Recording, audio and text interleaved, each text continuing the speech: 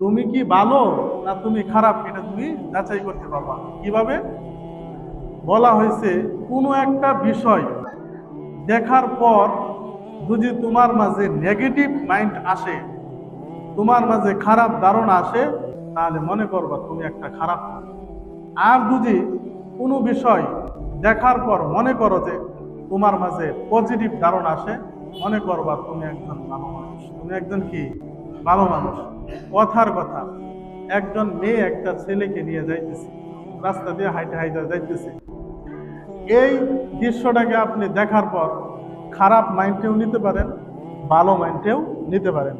খারাপ মাইন্ড, এই ছেলেটা হয়তো এই মেয়েটারে বাগায় নিয়ে যাইতেছে, অথবা খারাপ কাজ করতে নিয়ে যাইতেছে, অথবা কুমতলবে নিয়ে যাইতেছে, এটা একটা খারাপ মাইন্ড। অথবা আপনি ভালো ধারণা করতে পারেন যে এই ছেলেটা হয়তো এই মেয়েটার বোন হবে, অথবা তার ফুফু হবে, অথবা তার বাস্তি হবে, যার কারণে সে বাজারে যাচ্ছে।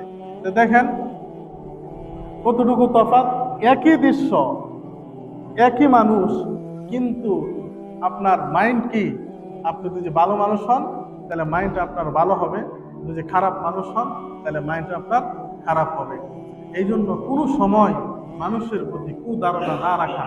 অকাট্য প্রমাণ যদি থাকে, অকাট্য দলিল, স্পষ্ট দলিল যদি থাকে, তাহলে তো কোনো কথাই নাই, তাহলে তো এটা ভিন্ন কথা।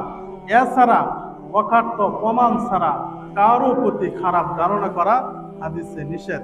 হুজুর সাল্লাল্লাহু আলাইহি ওয়াসাল্লাম বলেন, ইয়াকুম ওয়াযন, ইয়া হে আমার উম্মতেরা, তোমরা অধিকাংশ ধারণা, খারাপ ধারণা, কুধারণা থেকে নিজেকে বাঁচিয়ে রাখো। কেননা ফা ইন্না যন্না আকযাবুল হাদিস, কুধারণা সবচেয়ে বড় মিথ্যা। কুধারণা সবচেয়ে বড় মিথ্যা।